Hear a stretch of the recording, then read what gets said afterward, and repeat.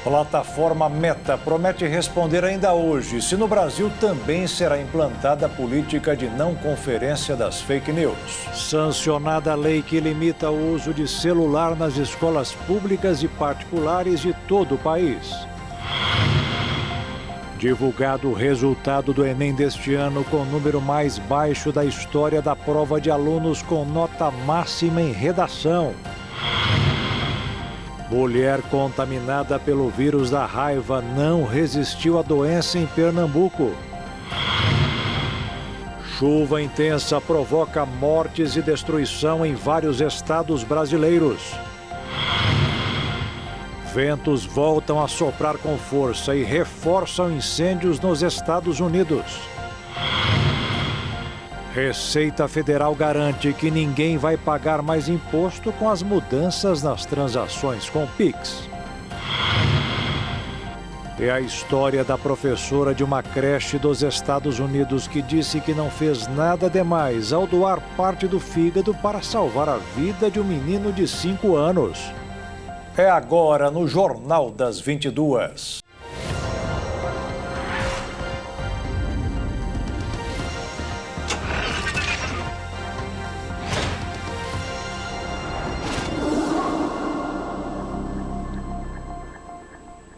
Olá, boa noite. As fortes chuvas que atingem parte do Brasil têm causado alagamentos, deslizamentos de terra e muita destruição. No fim de semana, foram registradas no Nordeste, Sudeste e Centro-Oeste do país. A forte chuva, que caiu em Cuiabá nesse domingo, causou estragos em várias regiões da cidade. De acordo com o Centro Nacional de Monitoramento e Alertas de Desastres Naturais, choveu 103 mililitros na capital do estado. O temporal alagou o antigo pronto-socorro, ruas e casas, além de deixar veículos ilhados. No bairro Dom Aquino, moradores compartilharam imagens da rua alagada, chegando a cobrir os faróis de carros estacionados. Na região da estação Ipiranga, um motorista filmou a correnteza e a água chegou a atingir a altura da plataforma da estação. Já em Recife e Olinda, no Pernambuco, choveu 30% a mais do que a média histórica para todo o mês de janeiro. Segundo a APAC, as chuvas na região metropolitana do Recife devem se prolongar pelo menos por todo o dia. O alerta de risco lançado pela agência também engloba Zona da Mata, Norte e Sul, Agreste e Sertão do estado. Em Minas Gerais, foi outro estado que registrou um grande volume de chuva no fim de semana. Segundo o governo do estado, confirmou que houve registro de mortes durante os temporais em Ipatinga e Santana do Paraíso, no Vale do Rio Doce. As cidades de Conceição do Pará, na região centro-oeste, Coronel Fabriciano, no leste, Nepomuceno, no sul, e Ipatinga, no Vale do Rio Doce, decretaram calamidade pública. Ao todo, 1.497 pessoas ficaram desalojadas no estado e outras 1.279 desabrigadas. O Instituto Nacional de Meteorologia lançou 2 alertas de chuvas intensas para esta segunda-feira. Os avisos são para 23 estados e o Distrito Federal e correspondem a baixa intensidade, sendo um de perigo potencial na cor amarela e média intensidade de perigo na cor laranja. A região sul do país não será impactada pela instabilidade. O início da semana será de tempo instável no Acre, Alagoas, Amapá, Amazonas, Bahia, Ceará, Distrito Federal, Espírito Santo, Goiás, Maranhão, Mato Grosso do Sul, Minas Gerais, Pará, Paraíba, Pernambuco, Piauí, Rio de Janeiro, Rio Grande do Norte, Rondônia, Roraima, São Paulo, Sergipe e Tocantins. O alerta de perigo, na cor laranja, avisam que é possível que tenha chuva entre 30 e 60 mililitros e ventos intensos até 100 km por hora. O órgão aconselha que não se abrigue debaixo de árvores, pois há risco de queda e descargas elétricas, e não estacione veículos próximos a torres de transmissão e placas de propaganda. Em Minas Gerais, fortes chuvas atingiram a região do Vale do Aço, onde ficam as cidades de Ipatinga e Santana do Paraíso. 11 pessoas morreram e cerca de 220 estão desalojadas ou desabrigadas. As chuvas que atingiram mais de 80 milímetros em menos de uma hora causaram deslizamentos, alagamentos, transbordamentos de córregos e desabamentos em Ipatinga, no interior de Minas Gerais. O coordenador estadual da Defesa Civil afirmou que todos os militares estaduais da região onde aconteceu a tragédia estão atuando no local e novas equipes da Defesa e do Corpo de Bombeiros de Belo Horizonte também estão em deslocamento para a região. Em entrevista coletiva na manhã de hoje, o coordenador de Minas, Romeu Zema, do Novo, disse que a prioridade foi a busca das vítimas e ainda fez um apelo para que as pessoas que moram próximas às áreas de risco tomem cuidado e fiquem atentas aos avisos. Aproximadamente 220 pessoas estão desabrigadas ou desalojadas. Segundo a Defesa Civil, até o momento já morreram 11 pessoas. 10 são de Ipatinga e uma do município vizinho, Santana do Paraíso. 5 eram da mesma família.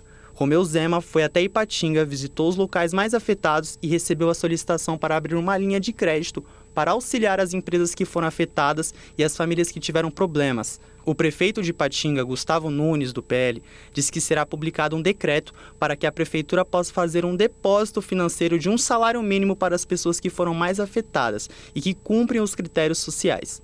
Agora um número ruim e outro que dá esperanças aos pais de jovens de 12 a 17 anos.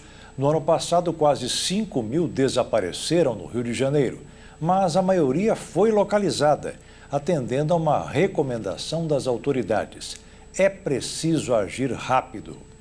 Entre janeiro de 2015 e outubro de 2024, a cidade do Rio de Janeiro registrou 4.784 desaparecimentos de adolescentes entre 12 e 17 anos, segundo dados da Polícia Civil. Apesar do número expressivo, a maioria dos casos teve um desfecho positivo, com 93% dos jovens sendo localizados. De acordo com a Delegacia de Descoberta de Paradeiros, cerca de 90% dos casos envolvendo adolescentes estão ligados a conflitos familiares e questões relacionadas à saúde mental. Fatores como abusos, dificuldades na aceitação da sexualidade e tensões dentro do ambiente doméstico são frequentemente apontados como os principais motivos para os desaparecimentos. Há também registros específicos de outras faixas etárias.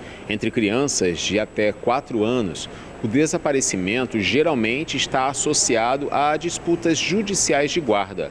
Já na faixa de 5 a 11 anos, os casos estão, em sua maioria, relacionados a abusos ou desacordos familiares. Em regiões onde a atuação de grupos criminosos como milícias é significativa, como em Nova Iguaçu, Mesquita e Nilópolis, na Baixada Fluminense, há um aumento de registros vinculados a atividades ilegais desses grupos. Especialistas e autoridades reforçam que, diante de um desaparecimento, é crucial agir rapidamente. A recomendação é registrar a ocorrência imediatamente na delegacia, levando uma foto atualizada da pessoa e informando características físicas, vestimentas no momento do desaparecimento e possíveis locais frequentados. Além disso, é importante avisar amigos e familiares próximos. Caso a pessoa desaparecida seja encontrada, deve-se informar a delegacia para que a busca seja encerrada oficialmente. O governador do estado de São Paulo, Tarcísio de Freitas, declarou hoje que não compactuará com abusos da Polícia Militar. O governador afirmou que os profissionais do estado deverão passar por treinamentos de capacitação e um programa de reciclagem. Ele também enfatizou que não pretende substituir o secretário de Segurança Pública do estado, Guilherme Derrite, mesmo após denúncias de condutas policiais abusivas. Uma mulher que contraiu raiva humana após ser mordida por um macaco sagui morreu em Pernambuco. É o primeiro caso da doença no estado em 8 anos. A mulher de 56 anos, que havia contraído raiva humana no agreste de Pernambuco, morreu no último sábado em decorrência das complicações da doença. Ela estava internada no Hospital Universitário Oswaldo Cruz, da Universidade de Pernambuco, em estado grave, após ser atacada por um sagui. O caso foi confirmado após 8 anos sem registros de raiva humana no estado. A vítima, natural de Santa Maria do Cambucá, foi mordida pelo animal enquanto ele se aproximava da área urbana, fugindo provavelmente de queimadas na região. Ela deu entrada na unidade de saúde no dia 31 de dezembro, com sintomas iniciais de dormência, que se espalharam pelo corpo, além de fraqueza e dores. A confirmação da infecção foi divulgada no dia 9 de janeiro pela Secretaria Estadual de Saúde de Pernambuco. O Instituto Pasteur, em São Paulo, confirmou que o vírus encontrado era de origem silvestre, proveniente de um primata não humano, o sagui. Em nota, a Vigilância Ambiental alertou que animais silvestres, como os saguis, não são vacinados contra a raiva, o que representa um risco para a população humana. A profilaxia imediata, após a exposição ao vírus, é essencial para evitar a evolução da doença. Em casos de mordidas de animais silvestres, como o sagui, a recomendação é procurar assistência médica o mais rápido possível para a aplicação de vacina antirrábica e, quando necessário, soro antirrábico.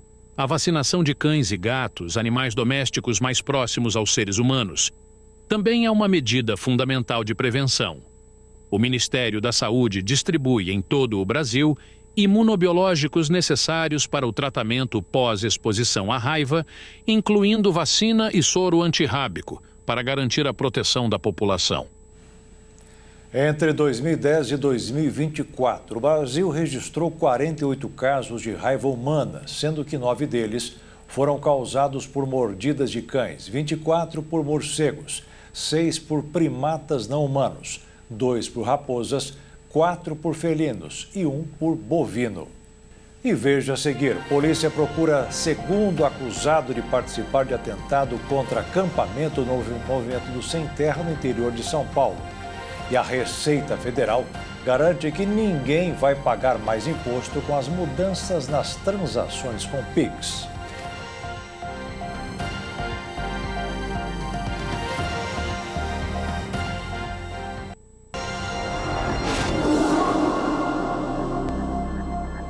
As comemorações do último fim de ano, como sempre, foram animadas, mas o comércio online não deve estar soltando fogos de artifício. Segundo uma plataforma especializada em medir a movimentação do setor, quem vendeu no varejo esperava mais. Segundo o estudo divulgado pela empresa de tecnologia e serviços financeiros Stone, o comércio brasileiro sofreu uma retração de 3,5% no período de final de ano. O resultado mostra um agravamento em relação ao mesmo período do ano anterior, quando a queda foi de 1,7%. No acumulado do ano, o setor registrou um aumento de 7,7% nas vendas online, enquanto o físico retraiu cerca de 2%. Somente 5 estados do Brasil apresentaram um bom desempenho, sendo eles Roraima, Sergipe, Rondônia, Pará e Goiás. Já as maiores quedas foram registradas em Santa Catarina, Paraná, Rio Grande do Sul, Mato Grosso e aqui, no Rio de Janeiro. A semana no mercado financeiro começou com um movimento morno. Os operadores continuam analisando a abertura de mais vagas que o esperado no mercado de trabalho nos Estados Unidos, o que pode resultar em menor redução dos juros americanos. O dólar terminou o dia praticamente estável, cotado em R$ 6,09 para compra. E a Bolsa de Valores registrou uma ligeira alta, com 119.007 pontos. Está cada vez mais difícil para o brasileiro comprar um carro 0 quilômetro. Isso porque, em 10 anos, o mercado de veículos mudou muito no país. O valor subiu e a quantidade de emplacamentos caiu bastante. Em 2014, o brasileiro procurava para comprar os carros hatch, com preços mais populares. Naquele ano, os modelos populares dominavam o mercado dos automóveis de passeio. O preço do carro mais vendido, na época, não chegava a 35 mil. O carro que seria o popular, mais vendido hoje, custa mais de 90 mil reais. Isso representa um aumento de 167% no preço do veículo de passeio mais vendido. Apesar da grande alta, essa mudança no mercado não foi apenas uma questão de aumento de preços, mas de uma mudança no perfil de consumo e desejo da sociedade. Os SUVs, veículos utilitários desportivos, representam a maior parcela de compras em 2024. No acumulado deste ano, entre janeiro e novembro, essa categoria representou 48% dos emplacamentos. Esses carros são mais sofisticados, com recursos avançados. Mas essas opções são mais caras, alinhadas aos consumidores de maior poder aquisitivo. Para quem ainda tinha esperança de comprar um modelo popular, a notícia não é boa. O mercado espera até o fechamento do primeiro trimestre uma correção de até 4% nas tabelas de preços. A Receita Federal informou hoje que as alterações feitas no começo do ano sobre as informações de transações feitas via Pix não resultarão em aumento do pagamento de impostos. O objetivo é apenas melhorar a fiscalização e combater sonegações. A Receita Federal ampliou fiscalização de transações financeiras e vai receber dados de operações de cartão em instituições de pagamento, como as que operam as chamadas maquininhas. O fisco informou que as mudanças para maior controle das movimentações financeiras, que incluem dados também do Pix, não têm por objetivo autuar os pequenos empresários do país. Segundo o órgão, o foco da fiscalização não pretende punir os pequenos empresários, mas sim otimizar processos e melhorar a orientação para quem realiza transações de menor valor. A principal novidade é que o órgão vai passar a monitorar movimentações acima de R$ 5.000 para pessoas físicas e de R$ 15.000 para empresas, feitas por meio de operadoras de cartão de crédito e das instituições de pagamento. A Secretaria da Receita Federal esclareceu que a ampliação da fiscalização tem como objetivo facilitar a vida dos pequenos contribuintes e não autuá-los, já que são muitas movimentações de valores baixos. O fisco lembra que os pequenos contribuintes não são os principais responsáveis pela evasão tributária, por conta de sonegação. A intenção da Receita é poder melhor orientar e regularizar esse tipo de contribuinte. Se a pessoa não tem uma empresa aberta, ela pode abrir um MEI. Segundo o fisco, essas medidas são importantes para facilitar a vida deles. A polícia continua a busca pelo segundo acusado de participar do ataque a um acampamento do Movimento dos Trabalhadores Rurais Sem Terra no interior de São Paulo. A ação resultou em 2 mortes e 6 feridos. O pedido de prisão temporária foi feito pela Polícia Civil de São Paulo. O segundo suspeito foi identificado após as denúncias das vítimas e a delação de seu parceiro de crime, o primeiro a ter a prisão decretada. Segundo a polícia, o primeiro acusado já tinha passagem por porte ilegal de arma de fogo e confessou o crime. O ataque foi realizado por um grupo de 10 criminosos, motivados por uma disputa de um terreno dentro do assentamento Olga Benário, na cidade de Tremembé, interior de São Paulo. A motivação do crime foi um desentendimento sobre o comércio irregular do terreno. De acordo com o MST, o objetivo era tomar o lote e transformar essas áreas em condomínios para especulação imobiliária. Os criminosos invadiram o local, atirando contra os moradores.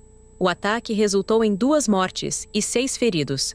A polícia investiga o caso registrado como tentativa de homicídio, homicídio e porte ilegal de arma e segue trabalhando para identificar todos os responsáveis. O comércio exterior da China terminou o ano passado com 2 recordes. Um de exportações, que passaram pouco dos 3,5 trilhões de dólares, o que manteve o país na liderança dos maiores negociantes do mundo. E depois de também fazer importações, registrou um saldo positivo de quase 1 trilhão de dólares. A maior marca do planeta foi divulgada poucos dias antes da posse de Donald Trump na presidência dos Estados Unidos. Ele prometeu taxar as importações chinesas, o que deverá provocar mais uma guerra comercial. Contrabandistas montam esquema para trazer pneus contrabandeados do Paraguai para o Brasil. No ano passado, mais de 4.500 pneus ilegais foram apreendidos nas estradas do estado. Os contrabandistas se aproveitam da grande movimentação de veículos na alfândega para tentar despistar os fiscais. A maioria dos veículos que a gente abordou buscavam uma estratégia de montar comboios de veículos, se escondendo, tentando burlar as fiscalizações das equipes, trocando informações entre eles aonde a nossa equipe está fazendo blitz e fiscalização de trânsito para tentar acessar algumas cidades do Mato Grosso do Sul sem serem abordados. A maior parte do contrabando e descaminho de pneus ocorre pelas fronteiras entre o Paraguai e Mato Grosso do Sul.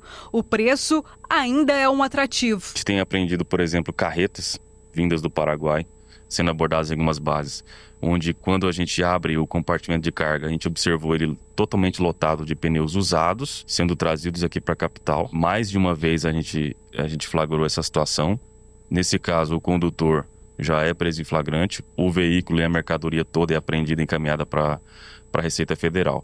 Então, existe ali um contrabando de menor número, né, que são os carros pequenos, carros de passeio transportando essa mercadoria, mas também veículos grandes, veículos com cargas grandes, e tudo isso é alvo da nossa fiscalização.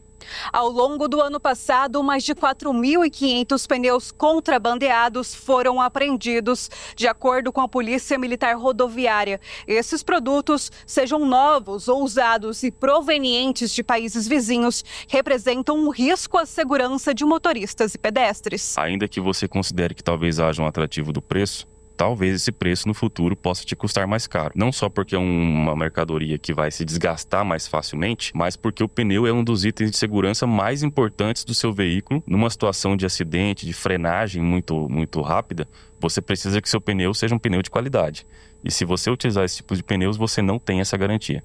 E veja a seguir, sancionada a lei que limita o uso de celular nas escolas públicas e particulares de todo o país. E hoje foi divulgado o resultado do Enem deste ano, com o número mais baixo da história da prova de alunos com nota máxima em redação.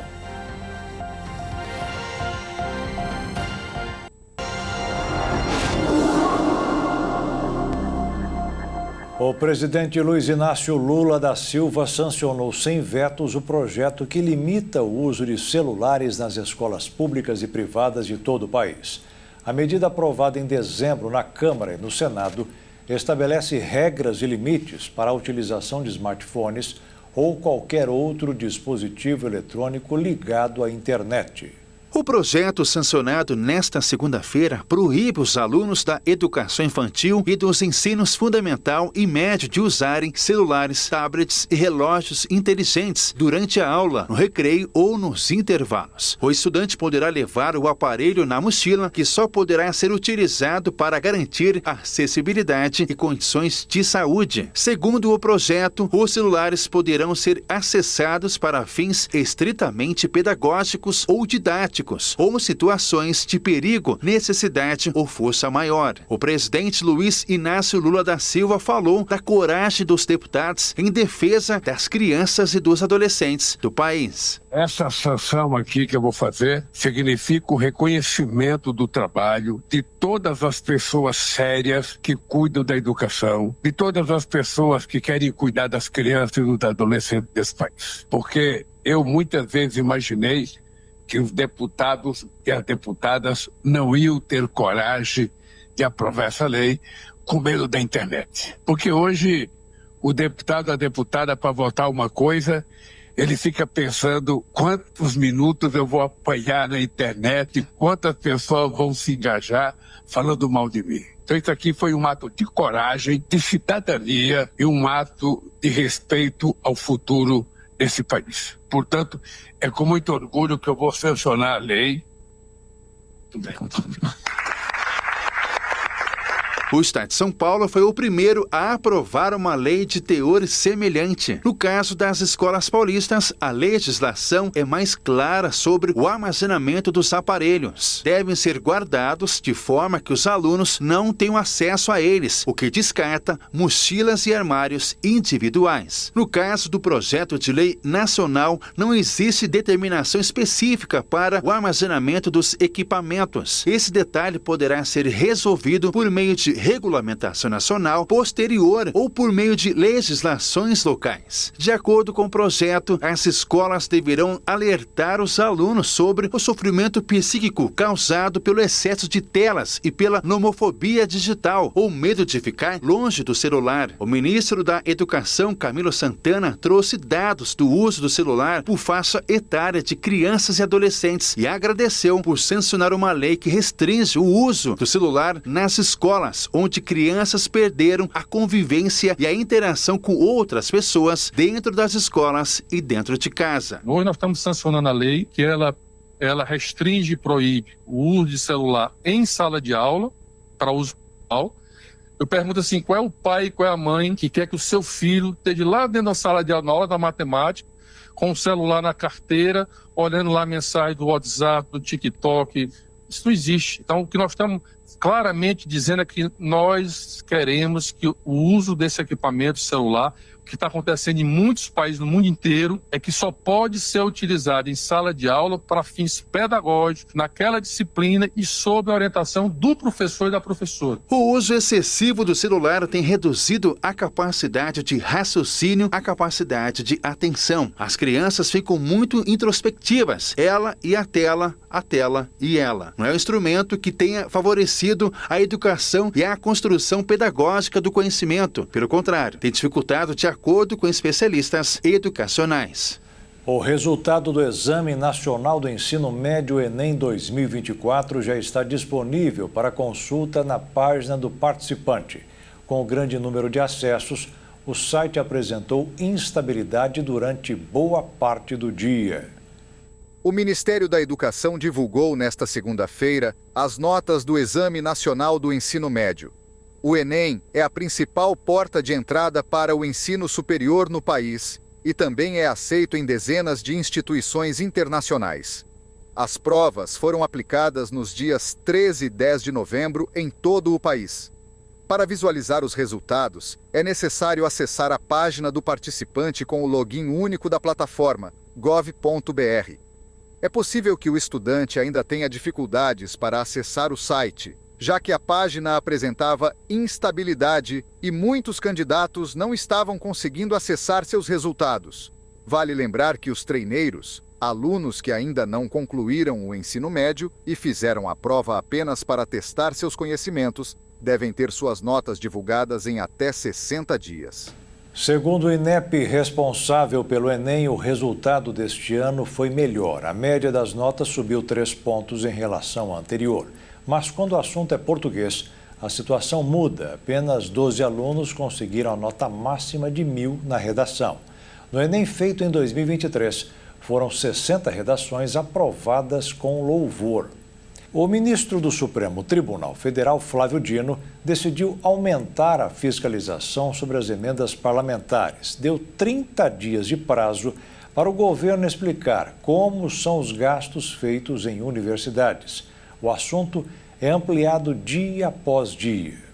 O Congresso Nacional destinou quase 45 bilhões de reais em emendas parlamentares no ano passado, sendo esse o maior valor nominal da história, superando o recorde anterior registrado em 2020. Isso atraiu a atenção do Supremo Tribunal Federal, que desde agosto exige mais transparência no uso dessas emendas, especialmente para acabar com o que foi denominado de orçamento secreto, prática iniciada no governo Jair Bolsonaro e mantida durante a gestão Lula. O crescimento do valor das emendas tem acontecido desde 2015, quando foi aprovada a emenda constitucional que instituiu o orçamento impositivo durante o governo Dilma Rousseff. Em relação aos setores mais beneficiados, a saúde liderou, recebendo mais de 24 bilhões de reais. O saneamento, por outro lado, foi o setor menos favorecido, com 400 mil. Uma das razões para isso é que, desde 2015, metade das emendas individuais devem ser direcionadas à saúde, de acordo com a regra do orçamento impositivo. Os recursos destinados à saúde podem ser utilizados para custeio, em que podem ser cobertas as despesas do dia a dia de forma ágil, ao contrário de outras áreas que exigem projetos ou convênios. Além disso, as emendas PIX e as ações de urbanismo também receberam uma fatia significativa do orçamento. O Ministério da Saúde foi o órgão que mais executou as emendas parlamentares em 2024, seguido por outros setores como educação e infraestrutura. Entre as regiões do Brasil, o Nordeste foi o que recebeu a maior parte dos recursos, com mais de 16 bilhões de reais. A região Sudeste ficou com 25% de todo o valor e o Centro-Oeste recebeu o menor montante. Para 2025, o valor das emendas pode chegar a mais de 50 bilhões de reais, mas o montante final será conhecido apenas após a aprovação do orçamento lá no Congresso Nacional deste ano, que ainda está em recesso. Em dezembro de 2024, o ministro do STF, Flávio Dino, suspendeu os pagamentos às emendas de comissão e solicitou à Polícia Federal uma investigação sobre possíveis irregularidades na destinação de mais de 4 bilhões de reais em emendas. As emendas individuais, com valores definidos para cada parlamentar, representaram quase 55% do total em 2024, seguido pelas emendas de comissão e bancada. A Comissão de Saúde da Câmara, por exemplo, foi responsável por quase metade do total destinado às emendas de comissão. As prefeituras foram as principais beneficiadas, recebendo a maior parte das emendas, seja diretamente ou por meio de fundos municipais. Por outro lado, ONGs e empresas privadas receberam valores menores, geralmente destinados à compra de produtos ou equipamentos. Quanto à divisão partidária, PL e PT foram os líderes nas indicações de emendas, tendo eles as maiores bancadas na Câmara dos Deputados. O ministro Flávio Dino determinou que a União e os estados publiquem em até 30 dias regras para aplicação de emendas parlamentares em universidades e fundações de ensino superior. A medida tem o objetivo de gerar maior transparência e rastreabilidade nos repasses, após uma auditoria da Controladoria Geral da União que identificou falhas na transparência das entidades que receberam recursos entre 2020 e 2024. A decisão de Dino também se estende aos estados e aos ministérios, com a intenção de criar orientações para o uso adequado e transparente das emendas parlamentares. A CGU identificou que muitas fundações de apoio a universidades estavam utilizando ONGs para repassar recursos sem critérios claros, o que levantou suspeitas sobre a destinação dos recursos. O assessor internacional da Presidência da República, Celso Amorim, afirmou hoje que o governo brasileiro não irá interferir no que está acontecendo na Venezuela. A posse de Nicolás Maduro em mais um mandato como presidente da Venezuela gerou tensão entre vários países, incluindo o Brasil. O presidente Lula não foi à cerimônia e escalou a embaixadora do Brasil na Venezuela para o evento. Os países europeus não enviaram representantes e muito menos o governo dos Estados Unidos, que acusa Nicolás Maduro de violar os direitos humanos e comandar uma ditadura. E todos acusam o presidente venezuelano de vencer uma eleição fraudada. Ele não apresentou as atas que comprovariam a sua vitória. O governo brasileiro também pede provas da vitória, mas ao mesmo tempo condena o governo dos Estados Unidos pelas sanções ao governo venezuelano, que incluem restrições comerciais e bloqueios de recursos financeiros. O governo brasileiro, segundo Celso Amorim, defende o diálogo e a diplomacia, sem apoiar diretamente o regime de Maduro. Segundo ele, o governo brasileiro não irá interferir diretamente nos assuntos do país vizinho. Apenas continuará manifestando sua opinião sobre o que está acontecendo. A posição do Brasil contra as sanções provocou um novo estremecimento nas relações do presidente Lula com o eleito Donald Trump, que vai tomar posse na semana que vem. Luiz Inácio Lula da Silva, aliás, ainda nem foi convidado para participar da ascensão de Trump para um novo mandato. Mais de 1 milhão de pessoas saíram às ruas nas Filipinas contra o impeachment da vice-presidente Sara Duterte. Ela enfrenta 3 processos, entre eles é acusada de conspirar um assassinato e usar indevidamente milhões de dólares em fundos públicos. O dinheiro desviado aconteceu durante seu mandato como vice-presidente da Filipinas e quando foi ministra da Educação no país. Ela também é acusada de conspirar para assassinar o atual presidente, Ferdinand Marcos. Dezenas de manifestações ocorreram em vários pontos do país. Multidões, vestindo camisas brancas e carregando faixas pedindo unidade, reuniram-se na arquibancada Quirino de Manila para a Manifestação Nacional pela Paz. Escolas, repartições governamentais e estradas principais foram fechadas para o evento, já que a polícia estimou que 1.600.000 de pessoas. O governo mobilizou mais de 5.000 policiais. A vice-presidente filipina, Sara Duterte, inicialmente cotada para suceder seu pai nas eleições de 2022, retirou-se da corrida para apoiar Ferdinand Marcos Jr., onde foi nomeada para seu cargo atual. O presidente Ferdinand Marcos Jr., filho do ditador Ferdinand Marcos, que governou o país entre 1917 a 1989, defendeu publicamente que os legisladores não votem pela destituição de Sara Duterte, mas a aliança entre as duas dinastias se desfez nas últimas semanas, à medida que as eleições de meio de mandato que se aproximam. No início do mês, o presidente retirou Sara do Conselho de Segurança Nacional, após a amarga separação entre os dois ex-aliados no ano passado. Sara Duterte agradeceu o povo pela disposição em trazer compreensão e unidade no seio do povo filipino.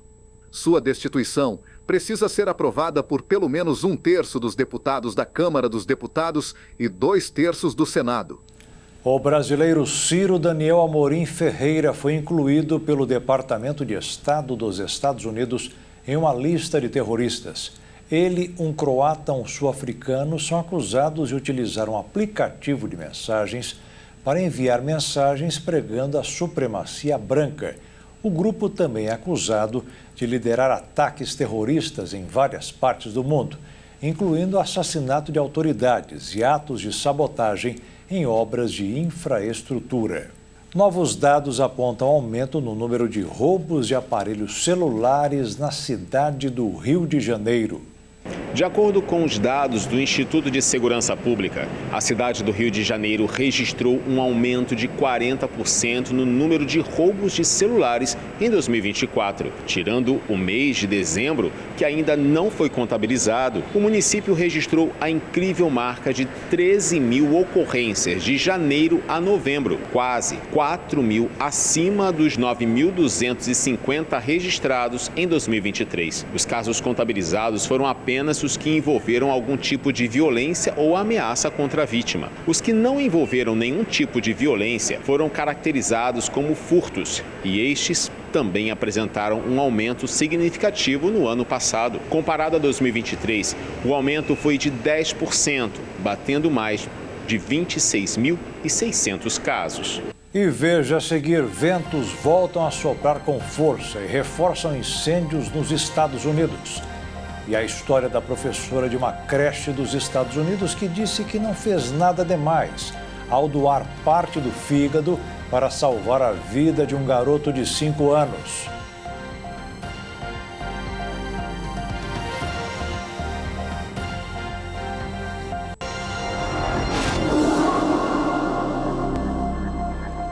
O número de mortos por causa dos incêndios em Los Angeles subiu para 24 nesta segunda-feira.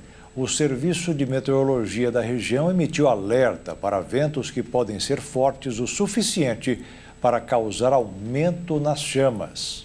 8 mortes foram causadas pelo incêndio Palisades e 16 foram atribuídas ao incêndio Eaton. Ainda não se sabe o que causou o fogo, mas os fortes ventos do fenômeno Santa Ana fizeram as chamas se espalharem rapidamente em direção aos bairros. As autoridades da Califórnia dizem que o número de mortos deve aumentar quando as buscas com cães farejadores começarem. Bairros inteiros foram consumidos pelas chamas desde o início dos incêndios e mais de 15 mil casas e comércios foram destruídos. De acordo com informações do xerife do condado de Los Angeles, Robert Luna, ao menos 15 pessoas estão desaparecidas. Ele disse que ainda não é possível relacionar todos os desaparecimentos aos incêndios. Ventos dificultam os trabalhos dos bombeiros. O incêndio Palisades, o maior dos que atingem Los Angeles, está se espalhando para o leste e agora ameaça os bairros Brentwood e Encino. O fogo destruiu milhares de imóveis em Pacific Palisades, às margens do Oceano Pacífico, incluindo a casa de famosos, como o ator Mel Gibson. Bombeiros combatem 4 incêndios simultâneos em Los Angeles e apenas 2 estão controlados. Agora, as equipes tentam conter o avanço das chamas em Mandeville Canyon, onde várias celebridades têm casa, como o ator e ex-governador da Califórnia, Arnold Schwarzenegger. Pelo menos 153 mil moradores de Los Angeles deixaram suas casas. O governo local declarou emergência de saúde pública, alertando que a fumaça e o material particulado podem representar ameaças imediatas e de longo prazo. A presidente do México, Claudia Sheinbaum, informou que vai enviar reforços aos Estados Unidos. A cidade de Los Angeles fica perto da fronteira entre os 2 países e é onde moram muitos mexicanos. A direção da plataforma Meta prometeu responder até a meia-noite de hoje ao pedido de esclarecimentos pela Advocacia Geral da União sobre a política de checagem de fatos da empresa. Nos Estados Unidos, por exemplo, as fake news terão espaço livre. Terminou hoje o prazo para que a Meta explique à Advocacia Geral da União a recente mudança em sua política de moderação de conteúdo. A empresa foi notificada na última sexta-feira e foi obrigada a fornecer esclarecimentos dentro do prazo de 72 horas. A principal questão é o fim do sistema de checagem de fatos e a necessidade de informar quais medidas vão ser adotadas para combater crimes como violência de gênero, racismo e homofobia nas plataformas Facebook, Instagram, Threads e também WhatsApp. A nova abordagem foi anunciada pelo CEO da Meta, Mark Zuckerberg, em um vídeo no dia 7 de janeiro. A partir de agora, a moderação de conteúdos vai ser feita apenas quando reportada por usuários e vai ter maior exposição de conteúdo político nas redes sociais. Segundo a Advocacia Geral da União, houve falta de clareza nas novas diretrizes e, inclusive, comparou a empresa a uma biruta de aeroporto. Segundo o órgão, não há interesse no governo em suspender as plataformas no Brasil, mas deixou claro que, com uma resposta insatisfatória, medidas judiciais podem ser adotadas. A preocupação com a falta de transparência, principalmente no que se refere ao impacto sobre as populações mais vulneráveis à desinformação e ao uso do discurso de ódio. A notificação extrajudicial enviada à Meta destaca a responsabilidade da empresa em promover a proteção dos direitos fundamentais, incluindo a coibição de violência de gênero, a proteção de crianças e adolescentes e o combate ao racismo, homofobia e transfobia. Na última sexta-feira, o presidente Luiz Inácio Lula da Silva, inclusive, se reuniu ali com ministros para discutir as mudanças na política da Meta. Após o encontro, Rui Costa, chefe da Casa Civil, afirmou que a regulamentação das redes sociais vai ser prioridade em 2025. Uma proposta para regulamentar as plataformas está tramitando na Câmara dos Deputados, mas enfrenta resistência devido à falta de consenso. Para acelerar o processo, um grupo de trabalho vai ser criado, envolvendo ministros, parlamentares e representantes da sociedade civil. O presidente Luiz Inácio Lula da Silva vetou o projeto aprovado pelo Congresso que considerava o diabetes tipo 1 uma deficiência. A decisão foi publicada hoje no Diário Oficial da União e foi tomada após consultar diversos ministérios e órgãos, como Saúde, Direitos Humanos, Fazenda e Advocacia Geral da União. A justificativa do governo foi de que, além de contrariar várias leis, incluindo a Constituição, o projeto não indicou de onde seriam retirados recursos para pagamentos para eventuais benefícios dos diabéticos. O brasileiro está aderindo ao novo RG, o SIM, que é o Certificado de Identidade Nacional. Faz um ano que o documento começou a ser emitido. Em alguns estados, como no Mato Grosso do Sul, a procura é grande. Por que a senhora resolveu renovar o RG? Porque tudo se renova, né? Então é uma maneira da gente também entrar no renovo que está aparecendo aí, né? Foi assim com o RG. Em janeiro do ano passado, começou a emissão do novo documento, que tem agora o CPF incluído. O meu RG antigo nem tinha CPF registrado. Quando eu tirei é muito jovem, já faz 11 anos que eu tinha tirado, por isso que eu vim fazer o novo. Em Mato Grosso do Sul, já foram expedidos cerca de 300 mil novos RGs. Ele tem um padrão QR Code internacional equiparado aos passaportes internacionais. Ele é válido em toda a América do Sul e praticamente todos os países do mundo. A segurança principal que ele traz é essa integração com o governo federal, com a base dos estados e o Ministério da Justiça e a Receita Federal, ou seja, o CPF do cidadão é vinculado ao governo federal e o governo estadual através dos institutos de identificação do país. O novo RG também tem prazo de validade. Para pessoas de 0 a 11 anos, o documento tem validade de 5 anos. Pessoas de 12 a 59 anos, esse documento vale por 10 anos. E pessoa acima de 60 anos, essa validade é indeterminada. Para fazer o novo RG, é preciso entrar no site servicos.sejusp.ms.gov.br. Na capital, são 800 vagas de agendamento por dia. Além delas, nesta agência do Pátio Central, são abertas na sexta-feira mais 500 vagas extras. No interior do estado, são 1.300 vagas de agendamento por dia. Aqui na capital, em torno de 7 dias. No interior, tem um tempo estipulado de 15 dias.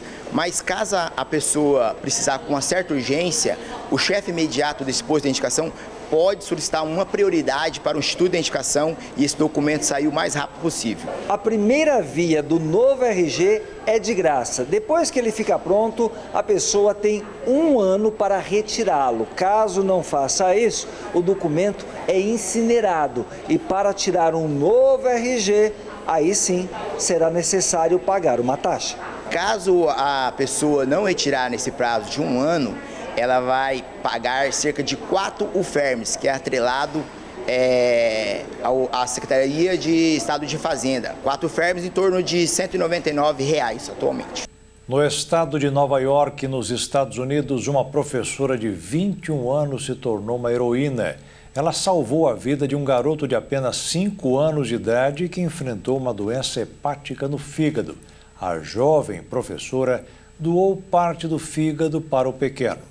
Quando Ezra Toczek, de 5 anos, de Alden, Nova York, nos Estados Unidos, enfrentou complicações de uma doença hepática progressiva, sua ex-professora da creche, Carissa Fisher, de 21 anos, se tornou uma heroína inesperada. Em 2019, Karen e Ron Toczek adotaram Ezra, com apenas 7 meses de idade. Ezra sofreu graves danos no fígado ao nascer, o que causou bloqueios nos dutos biliares e comprometimento da função hepática. Ele passou por um procedimento cirúrgico para reconstruir e abrir os dutos biliares, numa cirurgia que proporcionou a ele vários anos de função hepática normal. Em fevereiro de 2024, a condição de Ezra piorou e ele foi diagnosticado com doença hepática em estágio terminal. Sintomas como coceira intensa, cicatrizes no fígado e fadiga dificultavam o dia a dia. Karen recorreu às redes sociais para compartilhar a história de seu filho, na esperança de encontrar um doador. Carissa, que havia sido professora da creche de Ezra anos antes, viu o post e imediatamente sentiu um chamado para ajudar. Sem notificar a família, se inscreveu para doar uma parte de seu fígado. A professora Carissa passou por uma série de testes para confirmar que seria uma boa candidata e que seria seguro doar uma parte de seu fígado. Os testes revelaram que era uma combinação perfeita. Em 25 de maio de 2024, Carissa surpreendeu a família Toczek batendo na porta com uma placa que dizia: Ezra, você gostaria de compartilhar meu fígado? A compatibilidade perfeita de doadores a colocou em uma trajetória que salvaria a vida de Ezra. No dia em que surpreendeu a família Toczek com a notícia, Karen lembrou: ela nos pegou desprevenidos e levou alguns minutos para processar o que estava acontecendo. O alívio de não esperar pela lista de doadores foi um presente indescritível. Em 7 de agosto de 2024, Carissa passou por uma cirurgia robótica minimamente invasiva na New Langone para remover 30% de seu fígado para doação. O transplante de Ezra foi realizado com sucesso. O fígado é o único órgão que pode se regenerar e se curar ao longo do tempo. Em apenas 6 meses, o fígado da professora cresceu totalmente de volta e ela ficou surpresa com o resultado. Apesar de algumas complicações durante a recuperação, Ezra recuperou sua personalidade animada. No dia 20 de setembro de 2024, Ezra recebeu alta para uma enfermaria próxima para continuar o tratamento de acompanhamento. Em 1º de novembro, ele voltou para casa com sua família. Karen sentiu um imenso alívio depois de trazer Ezra para casa. Carissa e a família Toczek mantêm contato próximo e esperam ver Ezra continuar a prosperar, graças ao presente transformador da professora. Eles esperam que sua história incentive outros a considerarem se tornar doadores de órgãos. E o Jornal das 22 termina aqui. Uma boa noite para você e fique na paz. Tchau.